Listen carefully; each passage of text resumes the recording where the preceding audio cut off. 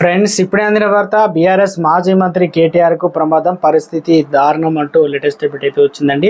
ఆ వివరాలు ఏంటనేది వీడియో రూపంలో తెలుస్తుందా? వీడియో స్కిప్ చేయకుండా పూర్తిగా చూడండి. అప్పుడే కంప్లీట్ ఇన్ఫర్మేషన్ అయితే మీకు అర్థమవుతుంది. ఇంకా మీలో ఎవరైనా సరే మన ఛానల్ సబ్స్క్రైబ్ చేయకుండా వీడియో వస్తున్నట్లయితే దయచేసి మన ఛానల్ సబ్స్క్రైబ్ చేసుకోండి. మీరు సబ్స్క్రైబ్ చేసుకోవడం వల్ల ఎటువంటి లేటెస్ట్ అప్డేట్ అందరికంటే ముందుగా అందించడం జరుగుతుంది. చూస్తున్నారు, లైక్ చేయడం మర్చిపోతున్నారు, దయచేసి లైక్ చేయండి. లైక్ చేయడం వల్ల ఇన్ఫర్మేషన్ మరింత మందికి రీచ్ అవుతుంది. ఇక లేట్ చేయకుండా వివరాలకు అయితే వెళ్ళిపోదామండి.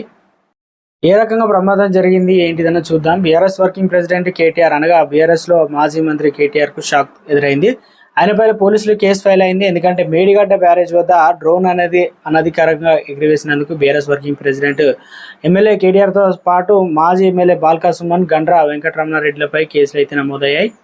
జూలై 26వ తేదీన మధ్యాహ్నం 12:30 నుంచి 2 గంటల మధ్య మేడిగడ్డ బ్యారేజ్ వద్ద అనధికారికంగా డ్రోన్లు ఎగురుతున్నందున జయశంకర్ భూపాలపల్లి జిల్లా మహదేవ్పూర్ పోలీస్ స్టేషన్లో బిఎన్ఎస్ అనగా 223B కింద ఎఫ్ఐఆర్ నమోదైంది. మేడిగడ్డ అసిస్టెంట్ ఎగ్జిక్యూటివ్ ఇంజనీరింగ్ వాలీ షేక్ జూలై 29న ఫిర్యాదు చేయడంతో పోలీసులు కేసు నమోదు చేశారు. అయితే మంగళవారం ఎఫ్ఐఆర్ సమాచారం వెలుగులోకి వచ్చింది. కేటీఆర్ పర్యటనలో అనుమతి లేకుండా డ్రోన్లను ఎగురవేశారని కేసు నమోదైంది.